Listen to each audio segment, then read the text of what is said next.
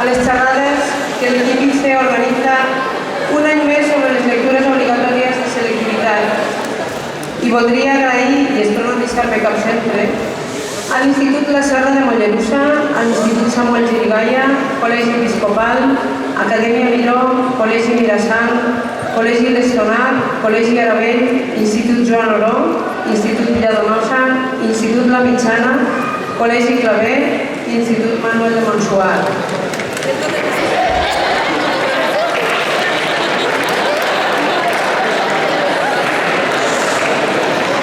També voldria agrair a l'equip ICE de Llengua i Literatura Castellana, que és el que s'encarrega d'organitzar totes aquestes conferències, a l'Oficina de l'ESPAU de la Universitat de Lleida, a la Regidoria d'Educació de l'Ajuntament de Lleida i a l'editorial LB, sobretot a la seva representant, la Suchi Farrell, que ens ha oferit la possibilitat de tenir tots els llibres, o quasi bé tots, els que la seva editorial té i que ha editat la Rosa Navarro.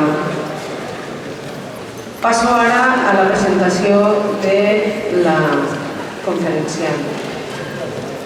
No sabría decirte, Rosa, el inmenso placer que me produce tenerte con nosotros. Para mí, que en mis primeros años de docencia fuiste una maestra excepcional por tus conferencias, tus obras. Nunca hubiera imaginado que te tendría a mi lado y delante de tantas personas.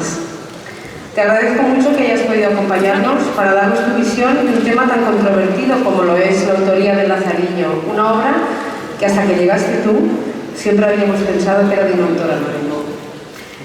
Paso ahora a leer tu currículum, que aunque quisiera resumir no he podido, y trabajas mucho. Un poquito. Bueno, Rosa Navarro es profesora emérita y catedrática jubilada de Literatura Española de la Universidad de Barcelona, donde ejerció la docencia desde 1969 a 2018. Especialista en literatura de la Edad de Oro. Son numerosas sus ediciones de textos, muchas, no las voy a leer, tanto de otros autores como tuyos. Y es autora también de numerosas adaptaciones de obras para niños que han llevado a que estos alumnos pequeños de cursos más inferiores conozcan las obras clásicas gracias a ti. Y ahora ya, sin más dilación, voy a cederte la palabra y hoy Rosa nos hablará de los misterios del texto de la vida de Lazarillo de Tormes. Muchas gracias.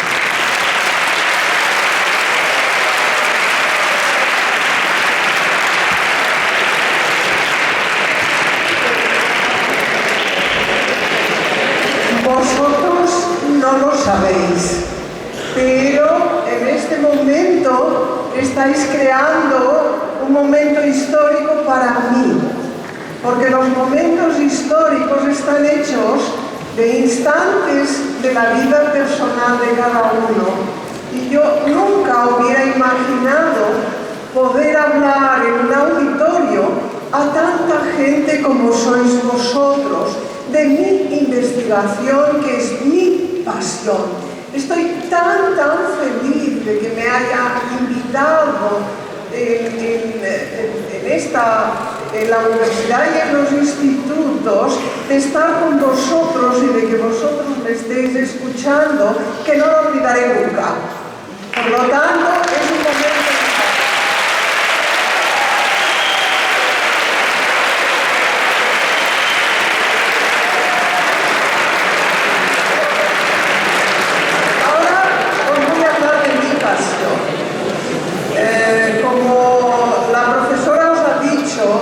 Empecé a dar clase en el año 69, fijaos lo vieja que soy, ¿no? Ahora bien, no, lo que os pido es que estéis silenciosos porque sois muchos. Si acaso cuando acabe, luego os reís o hacéis lo que queráis, pero dejadme hablar. Cuando empecé a dar clase en la Universidad de Barcelona en el año 69, explicaba el Lazarillo de Tormes porque es una obra fundamental de nuestra literatura, y además yo soy especialista en la Edad de Oro, es decir, los siglos XVI y XVII. Y me pasé todo el siglo pasado explicando el Lazarillo con los datos que aparecen en los libros de texto y que algunos de vosotros tenéis y que os pido que os olvidéis. Pero un buen día, y ya cuando pasé de siglo, era una persona llamada mayor y hice un poco lo que hacen las abuelitas cuando cumplen 80 años. Lo leí, que es subirse a un helicóptero y tirarse en paracaídas.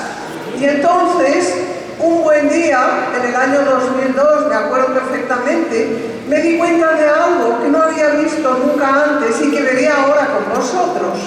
Y a partir de entonces me di cuenta, a partir de este detalle que había visto en ese momento y no antes, en los años en que había explicado el Lazarillo, que me estaba equivocando y que no estaba viendo algo importante en el texto que voy a compartir con vosotros.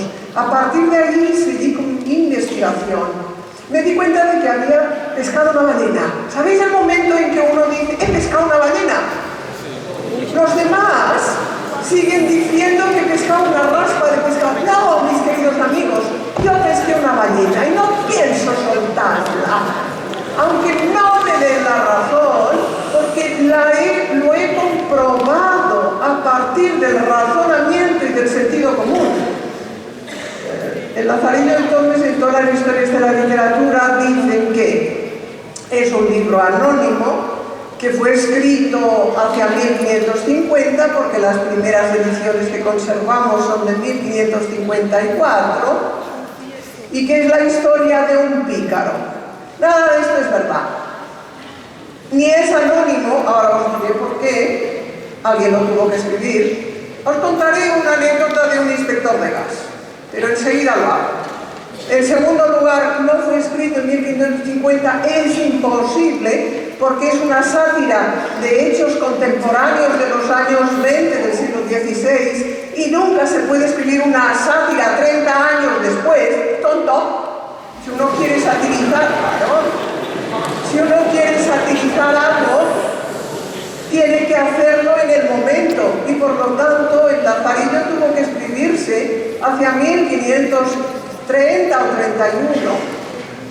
Y en tercer lugar, no es la historia de un pícaro, porque el pobre Lázaro, si alguno lo ha leído, sabrá que lo único que hace es robar un poco de pan porque está muerto de hambre, porque sus amos son crueles, no conocen la caridad a pesar de pertenecer a la iglesia, lo matan de hambre, le dan golpes, abusan de él, lo engañan, y él, cuando tiene un amo que no hace nada de esto, que es el escudero, es un vanidoso.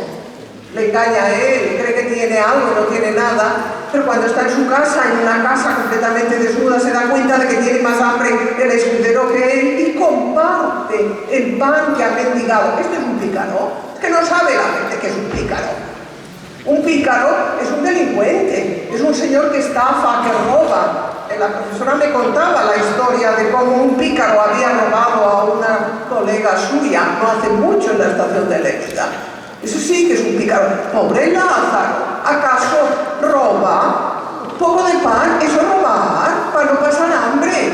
Y le cuesta mucho conseguir un poco de pan. Acordaos del clérigo, su amo, que los huesos se los da bien roídos y le dice, come, come, que eres mejor que el Papa. Huesos roídos, sin vergüenza. Si acaso, claro. Ya vais viendo cómo a veces las cosas que aprendemos no responden exactamente a la realidad. Pero en ciencia, como cambiar las cosas significa un avance que beneficia o nuestra vida cotidiana o nuestra salud, se hacen caso de las modificaciones. En humanidades cuesta muchísimo cambiar nada, porque parece que uno tiene la inseguridad luego. Hombre, no es anónimo, ¿y entonces qué he aprendido yo? No es un pícaro, ¿y entonces qué sé yo? No está escrito en 1550. Entonces, ¿por qué lo dicen los libros de texto? Pues porque hay que cambiarlo, pero hay que cambiarlo con sentido común. Primero, os cuento esa entrevista que tuve con un inspector del gas. Cada 5 años, yo vivo en Barcelona, viene un inspector del gas a comprobar que la instalación de gas que tenemos en las casas es adecuada y no tiene pérdidas. Está muy bien. pero quería venir el inspector del gas por la mañana y yo tuve que llamar a la compañía diciendo que por favor viniera por la tarde porque yo trabajaba por la mañana. De esto hará como unos 10 años más o menos. Y quedamos en que vendría a las 5 de la tarde. A las 5 de la tarde llaman, abro, el inspector del gas. ¿Quién era? Un punky. ¿Qué? ¿Con cresta? ¿Qué? 20 años. Soy el inspector del gas. No, pase usted. Lo llevo a mi cocinita pequeña, ahí saca una especie de pistola, y dice, voy a ver si tiene usted un escape de gas, porque si tiene un mínimo escape le corta el gas. Estábamos en enero, ni calefacción, ni cocinar, ni nada, ni agua caliente, vamos a ver. Y yo, en ese momento, el inspector del gas para mí era un gigante, yo estaba ahí, completamente muerta de miedo y de angustia en un rincón de mi cocina. Y él estaba furioso, porque yo le había hecho venir por la tarde. Me dijo, ¿me ha hecho usted venir por la tarde? ¿En qué trabaja usted? Porque me han dicho que trabaja. Sí, dije yo. ¿En qué trabaja? No, soy profesora. Y me miró. Yo pensé, ahora me corta el gas. Y entonces me dice, ¿profesora de qué? ¿De niños pequeños? Yo dije, ahora me lo corta seguro. Digo, no, soy profesora de universidad. ¿De universidad, profesora? ¿Y qué enseña usted? Me dice, en la cocinita, el punky, con su pistolita de corte de instalación, y yo dije, ahora seguro que ya nada de agua caliente. Le digo, soy profesora de literatura. ¿De literatura? Me dice, esto no sirve para nada. Y entonces, mis queridos amigos, me enfurecí. Toda mi vida dedicada a algo, y el punky me decía que no servía para nada. Entonces me puse muy brava, me iba a escena en mi cocina, me puse muy brava, me enfrenté con el punky inspector de gas y le dije, pues mire usted, yo he descubierto quién es el autor del Lazarillo. Podéis imaginar la escena, ¿no? Es de comedia, ¿no? Y él me miró de arriba abajo y me dijo entonces, mire señora, no me diga quién es porque me dirá un nombre que yo no conozco, pero ¿quiere saber una cosa? Alguien tuvo que escribir esta obra, por lo tanto usted tiene razón. Me pareció el hombre más inteligente del mundo. Entonces le dije, es usted muy inteligente. Y él aprovechó mi debilidad y me dijo, ¿puedo contarle la última película que he visto? Cuente. Y ya quedamos amiguísimos, un rollo lo que me contaba, pero era igual, ¿no? Todo lo tenía bien y nos despedimos casi abrazándonos. Me había dado la razón. ¿Alguien tuvo que escribir esta obra, mis queridos amigos? ¿Es que acaso uno levanta una piedra y debajo hay una obra como el Lazarillo? Hombre, por Dios. ¿Cómo que es anónimo? ¿Qué quiere decir anónimo? Si alguno de vosotros escribiera una obra y se perdiera vuestro nombre, ¿estaríais contentos dentro de 500 años que alguien dijera que no la había escrito nadie? Pues no, alguien tuvo que escribirla. Y entonces os diré otra cosa aplicando al sentido común. Un escritor bueno puede escribir obras buenas y malas. Un escritor malo solo puede escribir malas obras. Por lo tanto, el Lazarillo, que es una preciosidad, es una maravilla, uno de los pilares de nuestra literatura, solo pudo ser escrito por un gran escritor. No os voy a poder demostrar cómo he probado que es el secretario del emperador Alfonso de Valdés. Os voy a enseñar solo cómo él encriptó su nombre. Sabéis ahora que el encriptar es muy importante. El otro día descubrieron como una empresa, la más importante del mundo en Suiza, de encriptado, es la que vendía las formas de encriptar los secretos a todos los países del mundo. ¿Y qué descubrieron? Que los propietarios de la empresa era la CIA, el Central de Inteligencia Americana, que de esta manera tenía controlados todos los encriptados del mundo, ¿no? Pues bien, está encriptado en el título de Lazarillo, que es una obra muy pequeña, es pequeñísima, ya os la enseñaré, con un título muy largo, está encriptado el nombre del autor. Si cogéis las 3 primeras letras y las 3 últimas de su largo título, encontraréis el nombre del autor. El título dice la vida de Lazarillo de Tormes y de sus fortunas y adversidades. Para encriptar hay que coger siempre algo de forma simétrica. No se puede coger 2 y 1 y luego 4 y luego 5 porque no hay forma de desencriptarlo. Entonces, si cogéis las 3 primeras letras, L, A, V, y las 3 últimas, Des, y lo leéis como en un medallón, os encontraréis con el nombre del autor del Lazarillo, que se llamaba Valdés. Este está encriptado en el título, ahí lo dejó, me costó mucho verlo. Luego dice que es casualidad que sea así. Pues mirad, yo lo he hecho la prueba con todos los títulos de otras obras y no me sale nada. Y además es curioso que justo en el título de esta obra, después de haber demostrado de otra manera que el autor se llamaba Alfonso de Valdés, salga el apellido que yo digo. Dicen que la suerte está conmigo, que más quisiera. Ahora bien, si la suerte está conmigo, ¿qué quiere decir? Que lo que yo digo es cierto.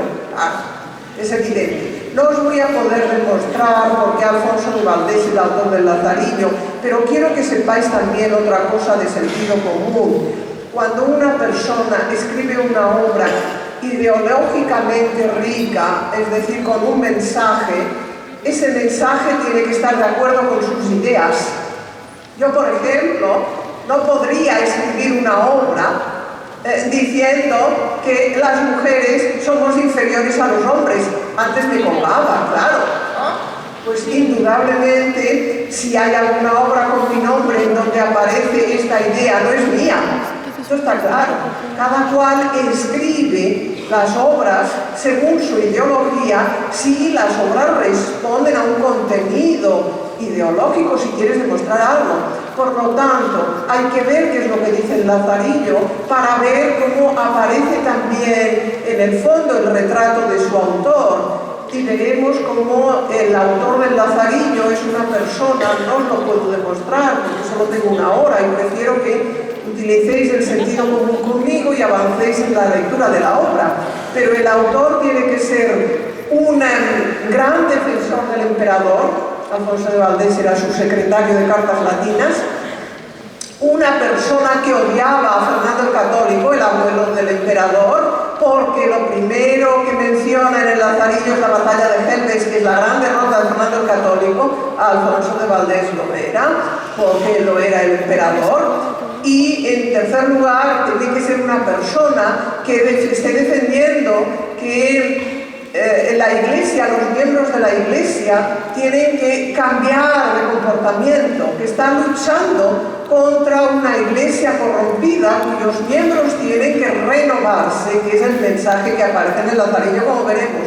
Por lo tanto, el escritor del Lazarillo tenía que ser una persona que defendiera este mensaje, que es el que defendía Erasmo, un erasmista, una persona muy afecta al emperador y por tanto que odiara a su abuelo Fernando el Católico. Pues bien, y que además fuera un gran escritor. Con estos datos solo podemos encontrar el escritor que digo yo, que es Alfonso de Valdés. Pero eso lo digo solo para aclarar que yo no os puedo demostrar todo en una hora, la investigación que me he pasado 10 años haciéndola. Pero en cambio con vosotros quiero iniciar mi excursión. Quiero iniciar mi excursión, indicaros las preguntas que me hice, las respuestas que vosotros me daréis a mis preguntas, porque quiero que sepáis una cosa. Vosotros vais a dedicar a muchas profesiones distintas. Incluso ahora no tenéis ni idea, muchos de vosotros, a qué os vais a dedicar. Pero dentro de 5, 10 o 15 años estaréis dedicados a una profesión, a un oficio.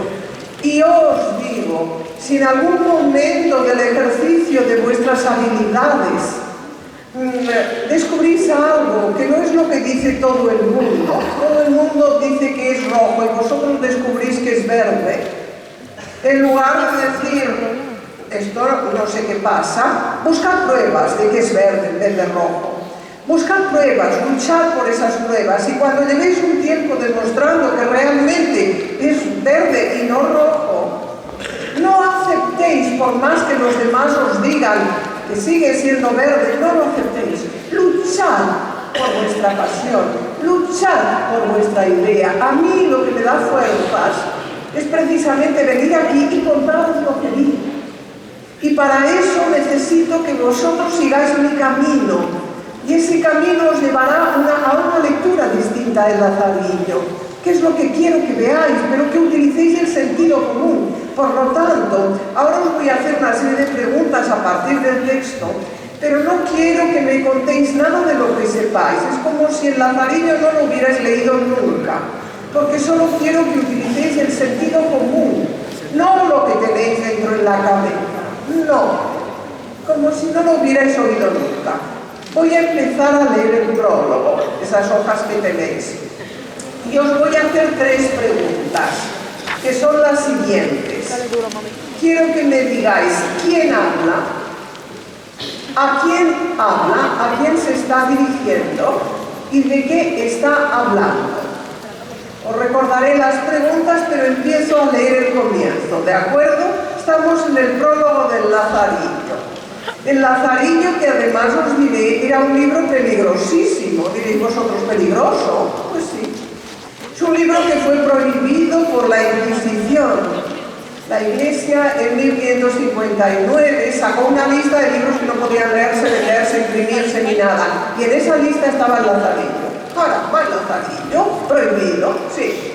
Y figuró prohibido hasta el último índice de libros que sacó la Iglesia a fines del 19. Siempre estuvo prohibido. Este libro que habéis leído, prohibido por la Iglesia, ¿por qué? ¿Acaso los inquisidores eran tontos? No, podría haber uno tonto, pero la mayoría nada. Entonces, si lo prohibieron, ¿por qué? Porque está diciendo el texto algo que no hemos visto. En 1992, en una pequeña población de Badajoz, cerca de la frontera con Portugal, Barcarrota, una señora le dijo a un albañil: tírame esta pared que me suena a hueco. Y el albañil tiró la pared y descubrió 11 libros emparedados, envueltos en paja, uno encima de otro, y el de la mitad, el que estaba en medio, sin una mancha de humedad, porque estaba muy bien protegido, era esta edición desconocida del Lazarillo que tiene la Junta de Extremadura como su mayor tesoro. Me la dejaron tocar y fue muy emocionante, porque gracias a la acción heroica, ese es otro instante de la historia, de un hombre que vio que lo perseguía la Inquisición y debió huir a Portugal, y para no quemar los libros los emparedó, nos ha cedido ese tesoro inmenso, que es una edición desconocida del Lazarillo. Este libro tan pequeño que tenéis aquí, que estaba encuadernado con un pergamino de una antífona, de un canto de la Iglesia. ¿Por qué? Porque era un libro peligrosísimo. Si el Lazarillo fue un libro prohibido, emparedado, es porque está contando cosas que no hemos leído bien, mis queridos amigos. Si fuera la historia de un pobre niño que pasa hambre y va de amo en amo, esto no lo prohíbe nadie. No prohibieron ninguna novela picaresca, no prohibieron ni la Celestina en el siglo XVI, y prohíben el Lazarillo. ¿Por qué? Pues esto es lo que hay que ver. ¿Por qué lo empareda este señor? ¿Por qué lo prohíbe la Iglesia? Vamos a ver. Volvemos al prólogo. Os he dicho que os haré 3 preguntas. Os leo el primer párrafo, parte del primer párrafo, y os vuelvo a hacer estas preguntas. Quiero que me digáis, pero sin pensar en lo que sabéis, solo utilizando el sentido común, como si oyerais por primera vez este texto. Eso es lo que quiero. Sin saber nada. ¿Quién está hablando? Yo, por bien tengo que cosas tan señaladas y por ventura nunca oídas ni vistas vengan a noticia de muchos y no se entierren en la sepultura del olvido. Pues podría ser que alguno que las lea haya algo que le agrade, y a los que no ahondaren tanto los deleite. Y a este propósito dice Plinio que no hay libro, por malo que sea, que no tenga alguna cosa buena. Luego dice, como no a todo el mundo le gusta lo mismo, de tal manera que no habría que romper nada de lo que se escribe, si no fuera muy detestable. Porque, si un poco más adelante, si así no fuese, muy pocos escribirían para uno solo, pues no se hace sin trabajo, y quieren, ya que lo pasan, ser recompensados, no con dineros, mas con que vean y lean sus obras, y si hay de qué se las alaben. Y a este propósito dice Tulio Cicerón: la honra cría las artes. Vuelvo a haceros las tres preguntas, a ver si alguien me sabe contestar la primera, si no vuelvo a leerlo. ¿A alguien le parece saber quién está hablando aquí? Levantad la mano, si alguien lo sabe, no sois muchos. ¿Quién os parece que puede estar hablando aquí? Pensad, no sabéis nada, ¿sí? A ver, dime. Vale. ¿Quién te parece que habla? ¿Él? Vamos a ver, si tú me dices Lázaro, es que has leído la obra, mi querida amiga. Yo te digo que no sabes de qué estoy hablando, ¿vale? ¿De acuerdo? Entonces volvamos. Por otra parte, yo te podría hacer una pregunta. ¿Ese Lázaro al que tú conoces es un hombre culto? No, pues ya ves que no, Pero vamos a ver, vuelvo a hacer la pregunta. Sin que sepáis esto de qué obra es de nada, Vosotros leéis esto, yo por bien tengo que cosas tan señaladas y por ventura nunca oídas ni vistas vengan a noticia de muchos y no se entierren la sepultura del olvido, pues podría ser que alguno que las lea haya algo que le agrade. ¿Y quién está hablando? Sin saber quién es, de qué obra es. Dime. Muy bien, claro. ¿Veis? Ahora empezáis a utilizar el sentido común, que es lo que necesito. Me ha dicho ella, el escritor, claro, ¿no? Es el escritor. ¿A quién se está dirigiendo el escritor? A los lectores, como me decís algunos, en efecto. ¿De qué está hablando el escritor? ¿Queréis que lo vuelva a leer? Porque está hablando de algo. Fijaos, si llegáis al último párrafo, dice el escritor, y todo va el tercer párrafo, y todo va de esta manera, que confesando yo no ser más santo que mis vecinos, de esta nonada que en este grosero estilo escribo. Fijaos que el escritor es una persona que domina el arte de la escritura, porque está hablando del estilo grosero que ha utilizado para escribir esta nonada. No me pesará que hayan parte y se huelguen con ello todos los que en ella con gusto hallaren y vean que vive un hombre con tantas fortunas, peligros y adversidades. ¿De qué está hablando el escritor a los lectores? ¿Alguien lo puede saber? No. ¿Qué os parece? Dime. ¿Sí? Dime. ¿De qué habla, no?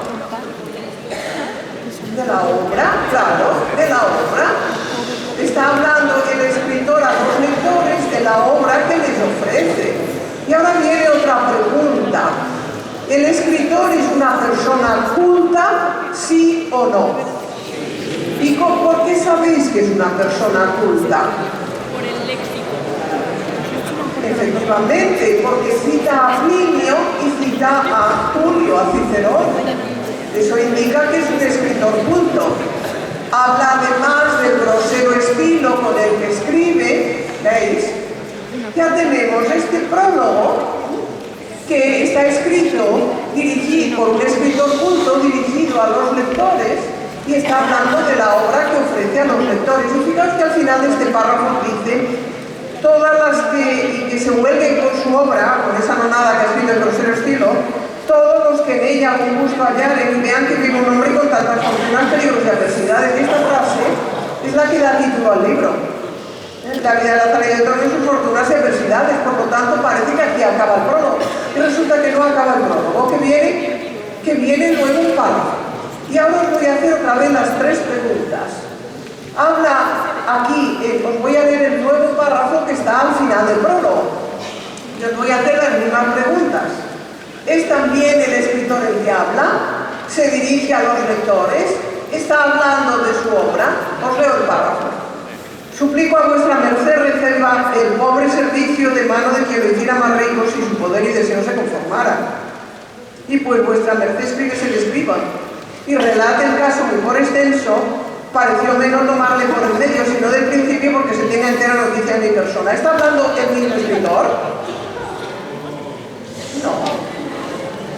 ¿Veis vosotros como no es el escritor el que habla aquí? ¿Se está dirigiendo a los lectores aquí? No, se está dirigiendo a vuestra merced. ¿Está hablando de la obra? No, porque está hablando de que ese personaje, que no sabemos quién es, que es vuestra merced, le ha pedido que se cuente el caso por extenso y entonces él va a contar su vida. Entonces, fijaos, no es el escritor, no está hablando de la obra que ha escrito, no.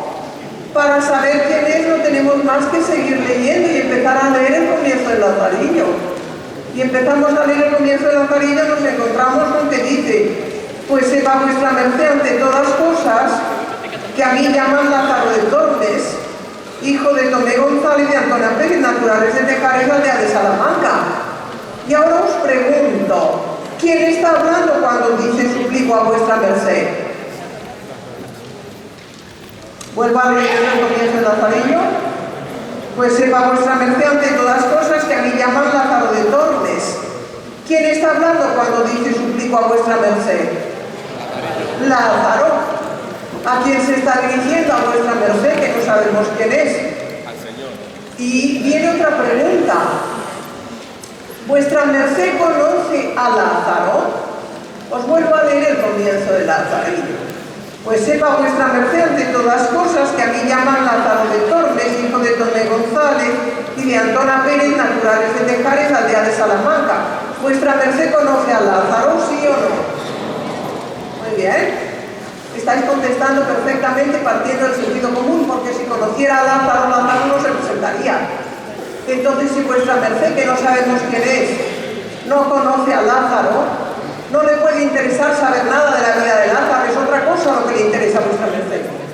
Y hay que ver quién es vuestra merced, si sabemos algo de ese personaje y a quién conoce, para saber qué es lo que le interesa saber. Pero fijaos, resulta que nos hemos dado cuenta ya de lo que vi ese día en el 2002, que el último párrafo del prólogo está mal puesto. Que cuando dice suplico a vuestra merced reciba el pobre servicio, y ahí empieza la historia de Lázaro, porque está hablando Lázaro. Y entonces está mal puesto este párrafo. Me fui a ver estas primeras ediciones que hemos conservado y vais a ver lo que vi yo. Me fui a esta edición emparedada, impresa en Medina del Campo, pero emparedada en esa casa de Barcarrota, y veis simplemente, aunque estéis muy lejos, no tenéis vista del INFE, veis que aquí hay una página en blanco y que empieza el prólogo. Y luego sigue el prólogo. Y aquí en medio, no, me he pasado mal, sigue el prólogo. Y aquí en medio está esa frase, suplico a vuestra merced, completamente metida dentro del prólogo, mal, porque tenía que estar fuera. Y entonces, vuelvo a pasar para que veáis, empieza la obra, está el prólogo, sigue el prólogo, y ahora se acaba el prólogo y empieza la obra, y vosotros estáis esperando ver una cosa y vais a ver otra. ¿Veis? Lo que veis es que no veis nada, porque estabais esperando ver una página en blanco, un título destacado y no veis nada. Está pegado. Hay un pequeño titulito ahí puesto, pero está completamente pegado. Yo a verlo me fui después a ver cómo comenzaban los otros capítulos. Y por ejemplo, cómo empieza el capítulo 3. Aunque no podáis leerlo, veis perfectamente que hay una ilustración. En cada uno de los capítulos pasa lo mismo. Vamos al capítulo 4 y veréis vosotros también cómo queda destacado. El comienzo de cada capítulo está destacado y no está destacado el comienzo de la obra. ¿Por qué? Y es cuando me di cuenta de que había pasado algo en la transmisión de la obra, de que estaba pegado el prólogo con el comienzo de la obra. ¿Y por qué se pegan dos cosas que no tienen nada que ver? Imaginaos si vosotros cogéis un libro y al leerlo arrancáis una página, entonces tendréis dos cosas que no encajan. Y os penséis, si alguien ha arrancado algo, pero es que el final del prólogo está entero, porque al final del prólogo hemos visto que dice la misma frase, y vean que vive un hombre con tantos peligros, fortunas y adversidades, que da título a la obra. Y el comienzo del Lazarillo también está bien, porque Lázaro se ofrece a contar su vida, a contar el caso, pero va a contar desde el principio y no del final para que lo entienda esa persona de la que no sabemos nada, que es vuestra merced, suplico a vuestra merced. Entonces, si no falta nada ni al final del prólogo ni al comienzo de la obra, ¿qué puede faltar? Pues mirad, el Lazarillo es la única obra que vosotros leéis y en la que solo conocéis a un personaje, Lázaro, pero no sabéis nada de la persona a quien le está contando la obra. Vuestra merced, ¿quién es vuestra merced? No sabemos nada, esto no es posible. No hay ninguna obra de la literatura universal en donde un lector no sepa ni al principio ni al final de la obra nada de uno de los dos personajes. Esto es imposible. Entonces me di cuenta que lo que faltaba entre el prólogo y el comienzo de la obra es una parte que se llama argumento, y que si hoy compráis un libro está en la solapa del libro, pero entonces se ponía después del prólogo y antes del comienzo del libro, y en este argumento debía contar brevemente de qué iba el Lazarillo, y así podíamos saber de qué iba, quién era vuestra merced, qué es lo que quería, qué es el caso, y entonces hubiéramos entendido bien la obra. Si no la hemos entendido bien es porque nos falta esta guía de lectura. Entonces hay que buscar de qué está hablando realmente el autor. El otro día hablé en un instituto de Igualada y una chica me vino al final y me dijo, mire usted, yo no he leído el Lazarillo, pero he hecho el examen del Lazarillo, cosa que indicaba que era inteligente pero un poco pícara. Pero luego me dijo, pero ¿sabe qué les digo? Que lo que dice usted es verdad, tenemos que saber quién es vuestra merced, ¿no? Al empezar a leer la obra, pues eso es. Entonces, si empezamos a leer el Lazarillo, y os invito a que lo hagáis, tenéis que ir buscando si se nos dan datos de vuestra merced. Y entonces vamos a ver cómo Lázaro cuenta, cómo va de amo en amo, no cuenta su vida, no, solo su vida con los amos. ¿Por qué? Y vamos a ver a qué se dedican los amos. El primero es un ciego que vive de las oraciones, en las que no cree.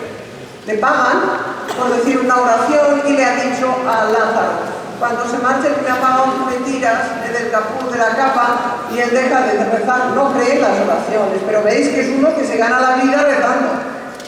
Luego le da tal golpe, como sabéis, no os cuento la historia, que se marcha corriendo y llegará a Maqueda, y allí servirá a un clérigo que come muy bien y mata de hambre al pobre Lázaro, que tiene un arco lleno de panes, y Lázaro tendrá que hacer de ratón, de ratoncillo, de culebra para intentar comer algo. Una vez es una frase que no se me ha olvidado nunca, porque el clérigo, convencido de que realmente son ratones los que comen el pan, corta un trozo de pan roído y se lo da a Lázaro y le dice, come, que el ratón cosa limpia es, pobre, ¿no? El otro día en el metro de Barcelona vi un ratón y me acordé enseguida, ¿no? Hombre, si hay algo sucio es un ratón, ¿no? Pero como Lázaro sabe que el ratón es él, lo come, claro, no hay problema, ¿no? Ya veis que el clérigo no conoce lo que es la caridad, mata de hambre. Acabará su historia con el clérigo por el garrotazo que le da, convencido de que está escondida en sus pajas la culebra, ¿no? Y el herido se marchará a Toledo, y ahí es cuando encuentra al escudero, que como os he dicho es un vanidoso, es un señor que sale el último de la iglesia para que todo el mundo vea que ha ido a la iglesia. Tendría que contar por qué, pero no tengo tiempo.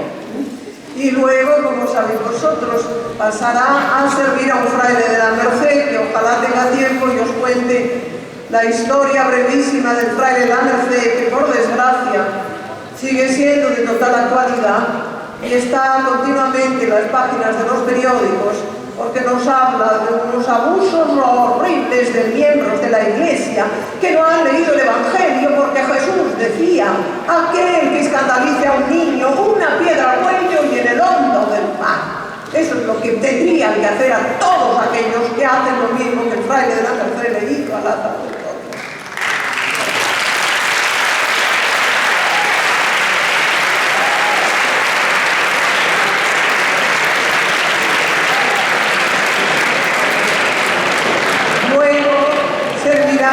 Como sabéis vosotros, a un montero que no le hace nada a Lázaro, pero que finge un falso milagro, que vende bulas, todo relacionado con la Iglesia, como veis.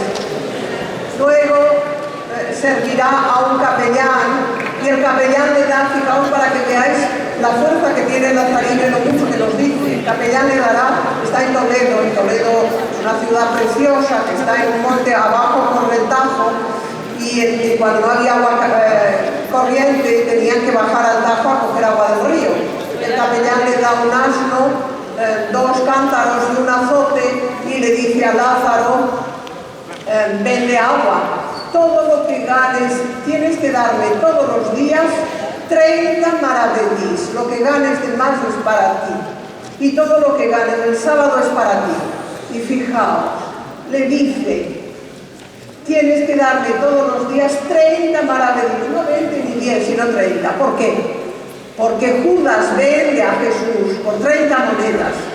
Y Jesús dice de los pobres: el que haga daño a uno de estos me lo hace a mí.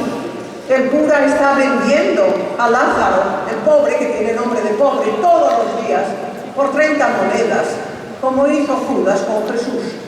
Pero si el sábado le dice: todo lo que ganes el sábado es para ti, y no le dice el domingo, sino el sábado. Como sabéis vosotros, quien descansa los sábados no son los cristianos, sino los judíos. Entonces el capellán es un criptojudío, es decir, un judío escondido. ¿Por qué? Porque en 1492 expulsaron a los judíos de este país, pero muchos de ellos se quedaron siguiendo prácticas aparentemente cristianas, pero en el fondo eran judíos. Este capellán es un criptojudío. Muy bien. Y luego llegamos al último tratado, que es donde quiero detenerme, el tratado séptimo, y entonces nos cuenta cómo primero sirvió a un alguacil, pero era un negocio muy peligroso, y cómo era tan peligroso lo dejó. Y luego consiguió un oficio real, y el oficio real que tiene Lázaro es el pregonero. ¿En qué consiste ese pregonero? Pues ir por las calles de Toledo diciendo lo que se vende, lo que se ha perdido, pregonando, ¿no? Y al mismo tiempo también va delante de los condenados. Un ladrón lo condenaban a ser azotado por las calles, y detrás iba el verdugo azotándolo, y delante iba el pregonero anunciando sus delitos. Y en todos los libros que leeréis, veréis vosotros que dicen que pregonero es el oficio más vil. No es cierto. El oficio más vil es el de verdugo, no el de pregonero. Entonces, ¿por qué Lázaro es pregonero? Ahora lo veréis. Lázaro pregona los vinos de un arcipreste, el arcipreste de San Salvador. Así nos lo cuenta. Y nos dice también que el arcipreste de San Salvador, viendo que él lo hacía tan bien, viendo que era tan estupendo, pero solo dice Lázaro, cuidado. Le dijo que porque no se casaba con su criada. Y a él le pareció que de ese hombre no le podía venir más que bien, y dijo que de acuerdo, que se casaba con la criada del arcipreste de San Salvador. Y desde entonces les hizo alquilar una casa junto a la suya, y comen en casa del arcipreste todos los domingos, las fiestas, y el arcipreste les da leña, les da carne, les da las cautas viejas que deja, y vive estupendamente. Lázaro ha pasado tanta hambre que en ese momento vive muy bien. Pero ya sabéis, la gente como es, las malas lenguas, hablan mal y dicen no sé qué y sí sé qué. Es decir, ya podéis imaginaros lo que debían decir las malas lenguas. Pues que como veían a la mujer de Lázaro, que era la criada del arcipreste, que entraba en casa del arcipreste a hacerle de comer y a hacerle la cama, pues decían que era su amiga, ¿no? Eso es evidente. Y entonces Lázaro cuenta una conversación que tuvo un día delante del arcipreste de San Salvador de su mujer. Y esa conversación necesito que la sigamos, porque es fundamental para entender la obra. Un poco antes de llegar a esa conversación, nos ha dado un dato que nos ha sorprendido. ¿Por qué? Porque cuando ha hablado del arcipreste de San Salvador, dice: en este tiempo, viendo mi habilidad y buen vivir, teniendo noticia de mi persona el señor arcipreste de San Salvador, mi señor y servidor y amigo de vuestra merced, decimos, por fin, el arcipreste de San Salvador es una persona a la que conoce vuestra merced. Es el único. No conocía ni al ciego ni a nadie. Y en cambio, cuando llega el arcipreste de San Salvador, dice: servidor y amigo de vuestra merced. Es decir, vuestra merced conoce al arcipreste de San Salvador. Entonces es posible que lo que quiera saber vuestra merced tenga que ver con el arcipreste de San Salvador. Entonces tenemos que estar muy atentos en esa conversación que voy a leeros para ver si nos damos cuenta de algo esencial en la obra. Y cuenta. El arcipreste de San Salvador habla un día extensamente delante de su criada, que es la mujer de Lázaro, y le dice: Lázaro de Tormes, quien ha de mirar a dichos de malas lenguas nunca medrará. No hagas caso de lo que dice la gente. Digo eso porque no me maravillaría alguno viendo entrar en mi casa a tu mujer y salir de ella. Ella entra muy a tu honra y suya, y eso te lo prometo. Por tanto, no mires a lo que pueden decir, sino a lo que te toca. Digo, a tu provecho. Tú deja lo que digan. Tú estás bien, vives bien, pues ya está. Y entonces Lázaro contesta. Ahora, cuidado, que este pasaje es fundamental. Señor, le dije, yo determiné de arrimarme a los buenos, que es lo que dice su madre al comienzo. Verdad es que algunos de mis amigos me han dicho algo de eso, y aún por más de 3 veces me han certificado que antes que conmigo casase había parido 3 veces. Y cuando dice la palabra parir, le parece muy fuerte la palabra parir. Y entonces pide disculpas, dice, hablando con reverencia a vuestra merced, porque está ella delante. Y ahora os pregunto una cosa.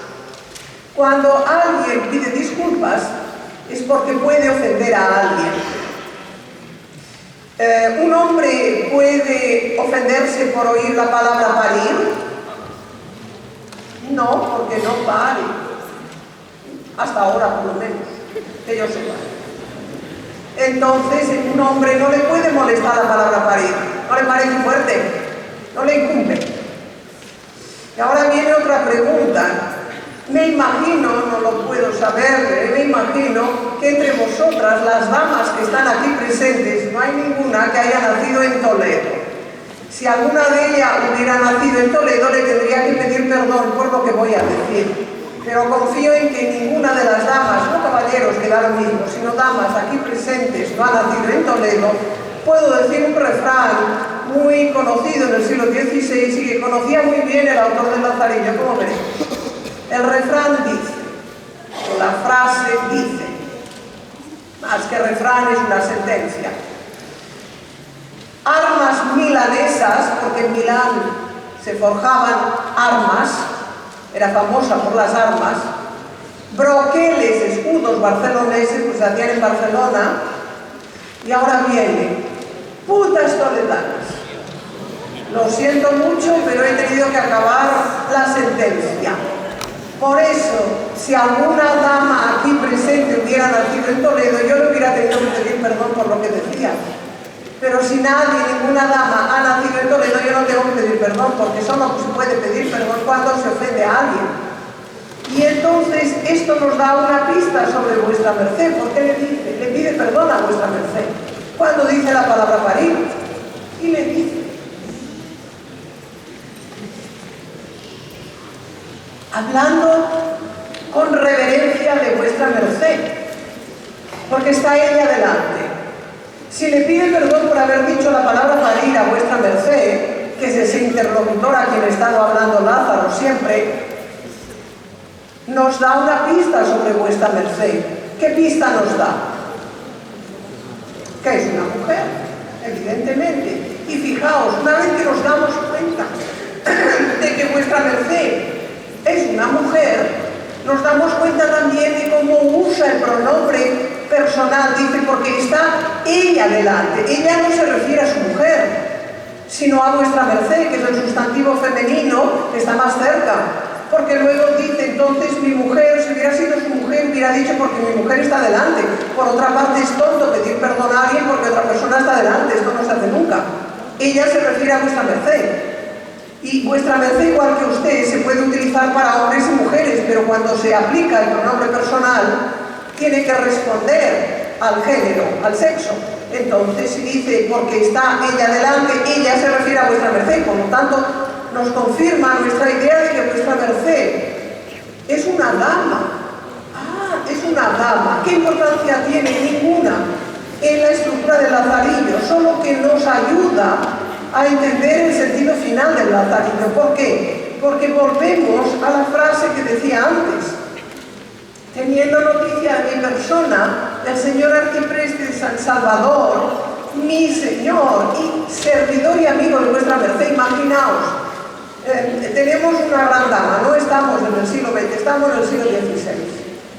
Una dama que no vive en Toledo, porque si viviera en Toledo le afectaría el refrán, no le afecta, ha oído decir cosas del arcipreste San Salvador, que es el único al que conoce, y quiere saber si es verdad o no, qué cosas ha oído decir, lo que cuenta Lázaro. ¿Qué es lo que cuenta Lázaro? Que las malas gentes, las malas lenguas dicen que su mujer, es decir, la criada del arcipreste San Salvador, se acuesta con el arcipreste San Salvador. Y esa dama ha oído esos rumores y quiere saber si son verdad o no. Y ahora vienen las dos preguntas claves que nos permiten entender el sentido del lazarillo. Pero será difícil contestarla vosotros, sobre todo porque sois muchos. Pero yo os contestaré siendo vuestro portavoz, aunque normalmente dejo al público que lo conteste y siempre me contesta adecuadamente. ¿Qué servicio le puede prestar un arcipreste, un clérigo, a una gran dama en el siglo XVI? Si alguno de vosotros es católico practicante, puede imaginarlo. ¿Qué hace un gran clérigo? ¿Qué servicio le presta un gran clérigo a una gran dama?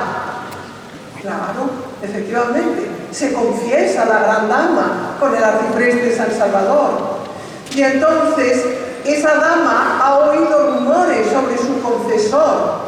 ¿Qué rumores ha oído? Que su confesor tiene una amiga que es su criada y como tapadera la ha casado con el pregonero de Toledo, con Lázaro de Tormes, y está muy inquieta. ¿Y por qué está inquieta la dama que se confiesa con un arcipreste que tiene una amiga? Solo por una razón. ¿Qué es lo que le preocupa a la dama? Imaginaos si alguno de vosotros se ha confesado alguna vez y le ha contado al confesor toda su vida y todo lo que ha hecho, ¿no? Lo que está esperando que le perdone sus fallos. Imaginaos si sabéis que este confesor tiene una amiga. ¿Qué miedo tendréis? Que le cuente los secretos que le habéis contado vosotros, porque si tiene una amiga, pues algún día se lo podrá contar, ¿no? En la cama, y entonces esa amiga no tiene que guardar un secreto de confesión y hará lo mismo que hacemos nosotros cuando alguien nos dice, te voy a contar un secreto, pero no se te ocurra decirlo, ¿qué hacemos nosotros? Cogemos lo primero que encontramos por la calle, aunque no lo conozcamos, y lo contamos.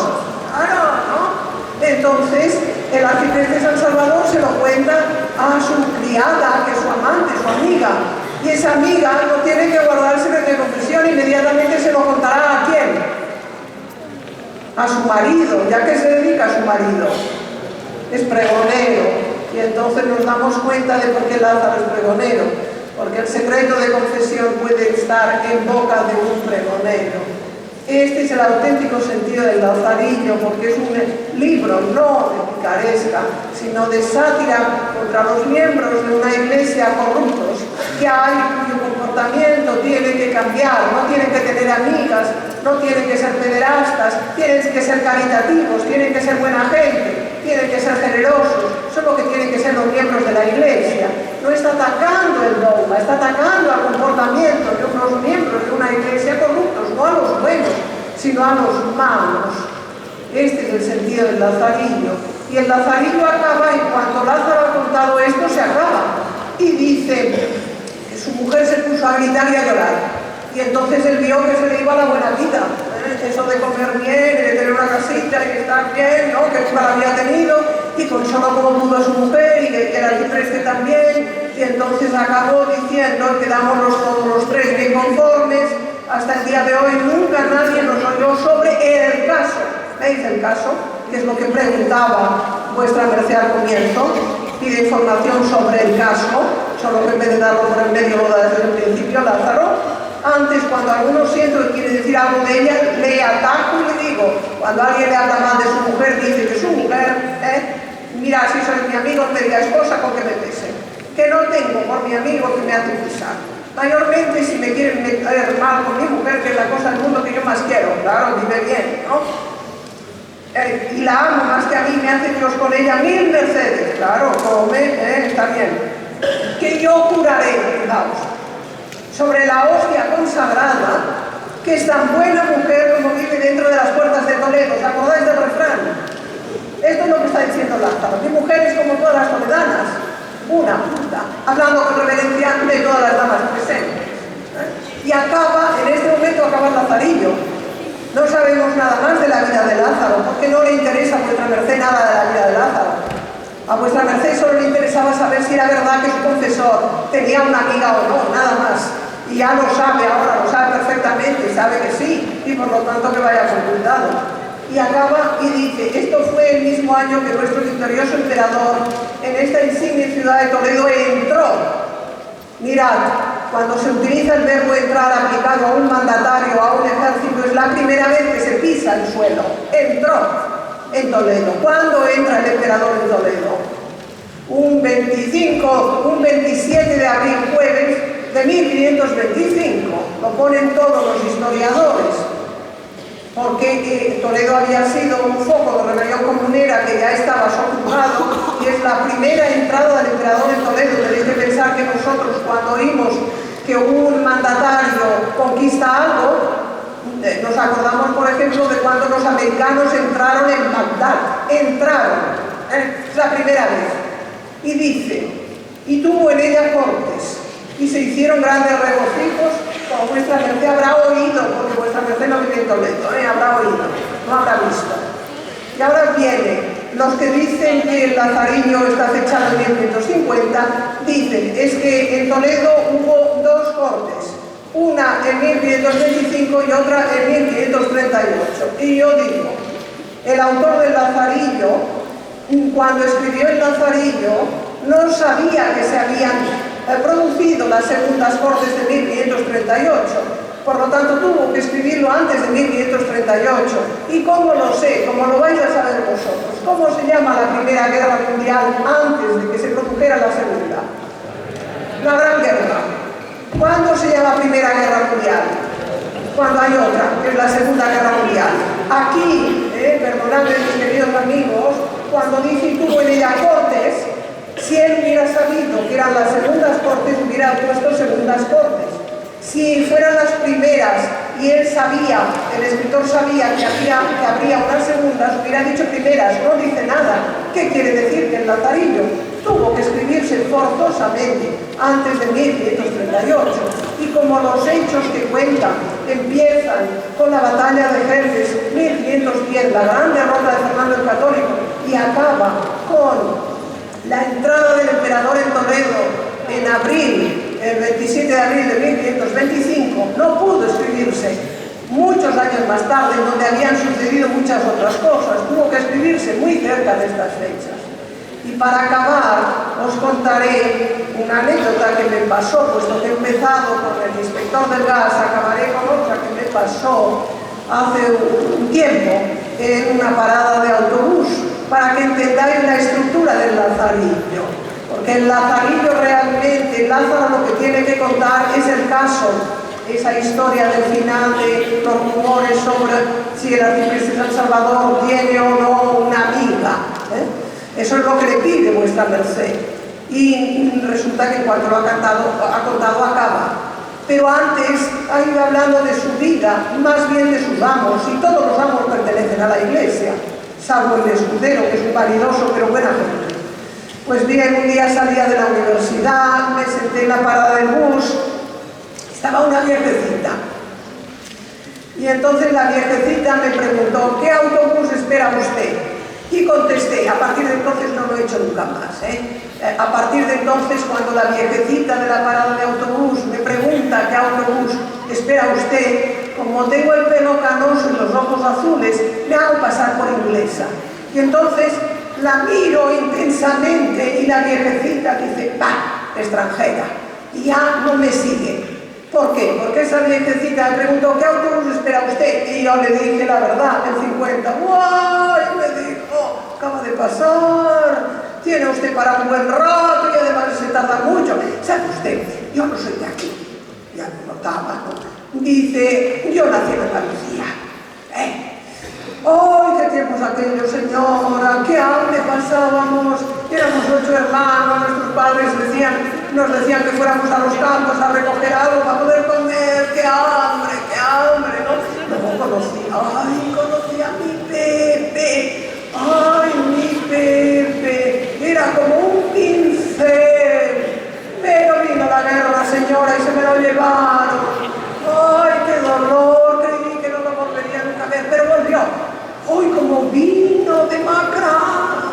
¡Oh, tuve que alimentarle como pude! Se recobró. Y vinimos a Barcelona porque crearon la SEAT y vinimos a trabajar a Barcelona. Tuvimos 3 hijos, 2 de ellos viven en Andalucía y uno vive aquí. Y en aquel momento dije, ¡ay, señora! Viene mi autobús, el 56, perdone, mire usted, me voy a ver a este hijo que vive aquí, pero voy por él, porque su mujer es sucia, orgullosa, tonta, lo maltrata, es horrible. Adiós, señora, adiós, y se sube al autobús. Esa viejecita, lo único que quería contarme era decirme pestes de su nuera, a la que odiaba. Pero para eso me contó toda su vida. Eso es lo que hace el autor del Lazarillo. Tiene que contar el caso, pero antes de llegar a ese caso, nos ha contado todos los abusos que han cometido con Lázaro los miembros de esa iglesia que hay que reformar. El autor, por lo tanto, tenía que ser un fiel defensor del emperador, una persona que odiaba a Fernando el Católico porque recuerda su derrota en Gelmes, y un defensor de Erasmo y de su doctrina que decía que había que cambiar el comportamiento de una iglesia que necesitaba reforma. Entonces, y algunos de sus miembros, no todos, porque hay personas estupendas dentro de la iglesia, pero hay otros que tendrían que reflexionar, leer los evangelios y ver lo que decía Jesús. ¿Qué es lo que está diciendo el autor del Lazarillo? Gracias.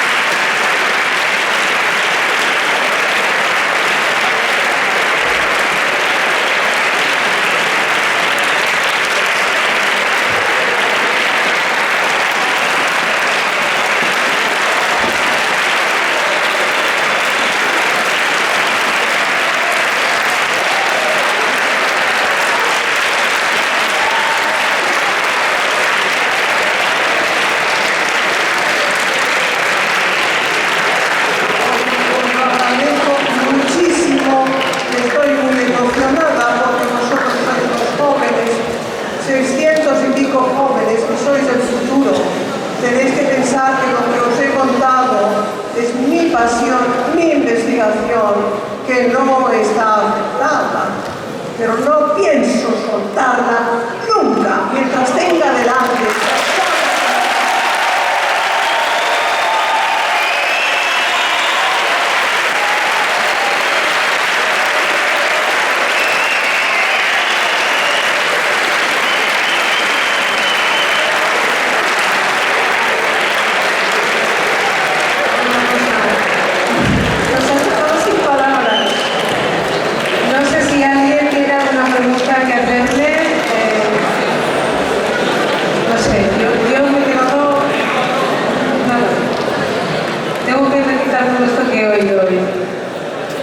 ¿Alguna tiene alguna pregunta que